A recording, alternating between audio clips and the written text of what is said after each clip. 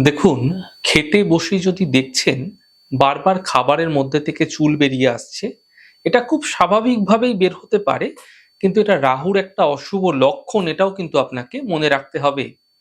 তো এই সময় কোনো মতেই ওই খাবার কিন্তু আপনি গ্রহণ করবেন না, তৎক্ষণাৎ ছেড়ে দেবেন, অন্য খাবার খান। দ্বিতীয়ত, ডাল হোক, সবজি হোক, রান্না করার সময় অনেক সময় কি হয়? লেগে যায় বা পুড়ে যায়। খাবারটাকে কাউকে খেতে দেবেন না, ফেলে দেবেন। এটা অত্যন্ত রাহুর অশুভ প্রভাব কিন্তু আপনার জীবনে বাড়িয়ে তোলে। তৃতীয়ত, যাদের মাথা অত্যন্ত খারাপ থাকে, ছোট ছোট বিষয়ে উল্টোপাল্টা কথা বলে দিল, মেজাজ সবসময় গরম, কাউকে তোয়াক্কা করে না, সবসময় মেজাজের মধ্যে একটা উগ্রতা আপনারা লক্ষ্য করতে পারেন। সে যখন খেতে বসবে তখন তার থালার পাশে একটা পাত্রে সামান্য ভাজা মৌরি তাকে দিয়ে রাখবেন।